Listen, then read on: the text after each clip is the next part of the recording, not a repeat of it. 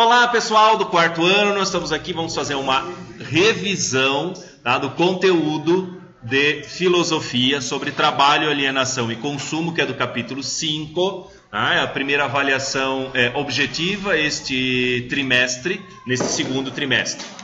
Dentro dessa nossa temática do trabalho, tá? Eu tenho que dizer que o ser humano se faz pelo trabalho, ou seja, faz parte da nossa constituição o trabalho, ou seja, a gente é humano, a gente constrói a nossa subjetividade, não a gente só constrói as paredes, mas o que nós somos através do trabalho. Porque pelo trabalho a gente se relaciona, a gente enfrenta conflitos, nós exigimos de nós mesmos essa capacidade de transformação nossa e do mundo, de percepção desse mundo e também de si mesmo. Tá? E aí a questão é, quais as condições do trabalho para ele ser considerado como tal, para ele ter essas prerrogativas? Tá? Então, existem algumas coisas que são positivas, algumas coisas às vezes que podem ser negativas no trabalho. Tá? Então a gente tem que perceber exatamente isso. Tá? Ou seja, o trabalho tem que constituir o ser humano, e não provocar a sua degeneração. Tá? Então, o trabalho não é um ato obrigatório a todo ser humano. O trabalho é uma condição. Tá? Você vai se pôr à disposição para o trabalho na medida em que este lhe constituir, ou seja, este lhe fizer parte, este você, digamos assim, tenha o seu proveito através dele. Tá? Então, para isso que serve o trabalho, para ser humanizante, para viabilizar a libertação, tá? Para possibilitar a manifestação da vontade de cada um, os seus projetos, a concretização dos seus sonhos e superando os determinismos externos. Então, quando a gente fala de trabalho, tá, no sentido filosófico mesmo, é o trabalho no sentido de que nós vamos ser gente por causa desse trabalho. Tá? Esse trabalho tem que trazer proveito para a gente. Tá? E hoje a maior crítica é exatamente sobre o consumo. Tá? Ou seja, a gente não trabalha só para consumir. Esse trabalho tem que ser um trabalho edificante. Okay? Daí que, fazendo um contraponto a essa questão do trabalho como atividade, tá, nós pusemos a questão do ócio. Isso no sentido de que, para os gregos, né, existia um considerado ócio digno. Ou seja, quem pode fazer esse ócio? Quem tem direito a esse ócio? Ou que isentava de atividades que garantam a subsistência. Ou também gozar o tempo livre. Aproveitar o tempo que não é necessariamente para o trabalho. Tá? Quais são esses? Talvez o de fazer guerra, talvez o tempo de fazer política, o tempo de pensar e o tempo de decidir. Então, o trabalho, né, e a própria palavra escola, ela vem contrapor ao trabalho, porque na Grécia significava lugar de ócio. Tá? Então, na Grécia se considerava escola o contrário ao trabalho, no sentido de ser o local do ócio, onde se faziam o quê? Se dedicavam à ginástica, aos jogos, às músicas retóricas, né? Porque os gregos tinham uma concepção, ou seja, um modelo grego de educação era o trivium e o quadrivium, que faziam parte dessas atividades. Tá? Então, a questão da nossa concepção do trabalho é, sim, o quê? Uma realização humana, como condição de constituir o ser humano como tal através do trabalho, de se sentir útil por esse trabalho, sentir-se necessário por esse trabalho. Então, a concepção de trabalho hoje faz com que a atividade laboral do ser humano tenha que ser algo que traga algo constitutivo ao ser humano como tal, seja em sua personalidade e assim por diante. Porque senão um professor que está dentro, o que estaria dentro de uma concepção grega ainda, de local de ócio, né? Então o professor não estaria trabalhando, porque ele estaria executando esse ócio. Tá? Hoje a concepção, não, o professor também trabalha, não sei se vocês acham isso, mas o professor também trabalha. Tá? Ou seja, é uma atividade não só de subsistência, mas também uma atividade de realização. Então isso é o trabalho. Tá? Porém, nós temos um ponto-chave na questão do trabalho, que é a Revolução Industrial. E através da Revolução Industrial, através da crítica do Karl Marx, né, que é um filósofo, antes de tudo um filósofo, ele também é economista e sociólogo, mas ele é filósofo no sentido de dizer que um trabalho, ou o trabalho, a partir da Revolução Industrial, ele começa a provocar uma alienação do fruto, do produto, do resultado desse trabalho para com quem executou esse trabalho. Ou seja, o que é a alienação? É estar alienado do seu fruto, do seu trabalho. Então o trabalhador não é mais aquele que tem um vínculo com o resultado do seu trabalho. Ele vai perder esse vínculo, por quê? Porque a partir daí, o lucro, ou aquilo que sobrou do seu trabalho como excedente, tá? Ou seja, a diferença entre o preço de custo e preço de venda, que a gente vai chamar de lucro, tá? Ele não vai ficar com a mão de quem executou esse trabalho, mas sim com o proprietário dos meios de produção, ou seja, os donos da máquina. Isso vai contrapor o modelo medieval, né, dos ofícios ou dos artesãos, né, que controlam todo o processo de elaboração, ou seja, fazem o trabalho do começo até o momento de comercializar esse seu produto, e ele fica, então, com o lucro deste trabalho. Então, alienação, o que está sendo alienado? O próprio produto trabalho. Não é necessariamente lucro em termos de dinheiro, mas o quanto que deu de retorno para quem executou, né, ou elaborou aquela peça. Tá? Então, a Revolução Industrial trouxe essa separação, né, e o Karl Marx vai chamar isso de alienação. Então, o trabalhador vai se tornar estranho, alheio a si próprio, alheio ao que ele produziu. Vai ser desconhecido dele. É o fenômeno de alienação. Tá? E aí a gente tem exemplos clássicos. O quanto que nós temos trabalhos alienantes e outros trabalhos que são mais próximos. Já citei aqui, por exemplo, a questão do artista, do cantor ou do artesão, por exemplo, que ele está muito próximo, porque ele vai se envolver com esse produto do seu trabalho. Diferente, por exemplo, um caixa de supermercado que está lá passando os produtos, né? E às vezes ele passa produtos que ele mesmo não pode comprar, porque está um valor muito alto. Tá? Como também, por exemplo, às vezes um operário, né? Um repositor de peça de linha de montagem, né? Que ele está lá, por exemplo, trabalha na linha de montagem de um carro, mas ele não tem dinheiro, né? Ou ele não vai ter condições de adquirir aquele bem.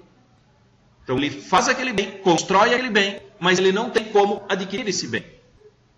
Tá? Então, isso também é um elemento de alienação. Tá? Ou até mesmo a questão do empresário ou do investidor em bolsa de valores, né? Qual a proximidade que ele tem com o bem produzido? Toda, nenhuma. Toda porque o objetivo dele é produzir mais dinheiro. Nenhuma, por quê? Porque o mecanismo para produzir esse dinheiro, que é a fábrica ou a prestadora de serviço, está muito longe. Às vezes ele nem pisa lá dentro, né, do chão de fábrica, porque ele é só um investidor. Então praticamente é nenhuma. Ele também está alienado. Então a gente não pode pensar a alienação só sobre o aspecto do trabalhador. A gente tem que pensar a alienação também sobre o aspecto do empresário, ou seja, do dono da máquina ou do dono investidor do dinheiro. Ele também é um alienado. Tá? Então a gente tem que considerar isso nas duas pontas. Okay? Aí nós temos o sentido do panóptico do Michel Foucault. O que é, lembrando, o panóptico do Michel Foucault? O Foucault vai dizer que, então, também nos meios de trabalho, como ele também pesquisou em presídios, manicômios, escolas, mas também no meio de trabalho, existem formas de se controlar esse trabalho. Como? Através do tempo, através das câmeras, através do quê? Do registro de produção. Então nós temos mecanismos que vão controlar o trabalho. E o nosso, digamos assim, medo de estarmos sendo percebidos e reconhecidos, né? Seja numa câmera ou seja na nossa produtividade, né? Isso ou no horário de entrar, no horário de sair, bater o ponto na fábrica, né? Vai fazer com que, digamos assim, a gente obedeça a esse panóptico. Panóptico é tudo, ótico, olhar, ou seja, a este olhar de tudo. Então nós nos subjugamos a uma sistemática de trabalho dentro desse mecanismo de panóptico. Porque a gente vai ter ou vergonha, por quê? Porque a gente quer uma estrutura social que seja positiva dentro de um esquema de trabalho também. Por isso que a gente trabalha, por isso que a gente cumpre horário. Então é isso que é o panóptico, ok? Do Foucault. São as formas de controle, e é uma forma de controle moderna. Exemplo, hoje já tem software de computador e ele já sabe quando você logou no link da empresa e ele já conta suas horas trabalhadas, mesmo que você esteja em casa, ou seja um vendedor externo, né? Ele registra o tempo para gerar o tempo de trabalho. Tem que ter um tempo de trabalho mínimo, senão ele não vai gerar o prolabore ou o fator financeiro positivo. Então, hoje já existem esses tipos de mecanismos de controle. Ok? Aí vamos ver algumas questões sobre o consumo. E sobre o consumo, eu queria antepor duas situações. Por quê? Primeiro, o consumo como um elemento do trabalho. Nós consumimos, geralmente, porque trabalhamos. A não ser que a gente tenha ganho na Mega Sena, ou tenha ganho uma herança, ou tenha ganho muito dinheiro, em que a gente possa consumir sem ter esse vínculo com o trabalho. Mas o natural, ou mais comum, é a gente ter exatamente essa correlação entre trabalho e consumo. Porém, nós temos duas formas de consumo. Tá? Ou seja, a gente pode consumir sobre dois viés, sobre duas linhas práticas. Uma seria um consumo alienado, ou seja, o consumo simples e estritamente para satisfazer as minhas necessidades, os meus anseios e assim por diante, ou o consumo consciente, no sentido de que todo mecanismo de transformação, também pelo trabalho, possui consequências. Então, um exemplo, tá? Tem 10 dicas, 10 caminhos para a produção do consumo consciente. Está lá no site da Acato, que é um site com fins sociais, que vai dar o quê? Vai pregar uma certa consciência nesse consumo. Primeiro item, o durável mais do que o descartável. Nós estamos numa sociedade descartável, no sentido de que eu uso e jogo fora. Porém, o durável, ele tem um sentido ecológico viável muito mais do que o descartável. Tá? Então, exemplo, fraldas descartáveis. Alguém vai lavar uma fraldinha de pano cheia de cocôzinho ainda? Não, é exatamente isso que eu queria que vocês respondessem. Tá? Eu sei que isso é difícil, mas filtro de café, guardanapo, tá? Nós estamos numa cultura do absolutamente descartável. Por quê? Porque não é para ter, ou a gente não imagina ter, ou que tenha, nenhum processo posterior ao seu uso. Somente o seu descarte. Segundo item, a produção local mais que a global. Esse aqui é um grande desafio, no sentido de que, quando você vai no supermercado, alguém por acaso olha a etiqueta se é um produto feito aqui em Curitiba, ou é um produto que foi feito lá em São Paulo, ou é um produto importado? Geralmente não. E nós muitas vezes, até pelo contrário, preferimos o importado do que o nacional, ou muito menos aquele que foi feito próximo à esquina. Tá?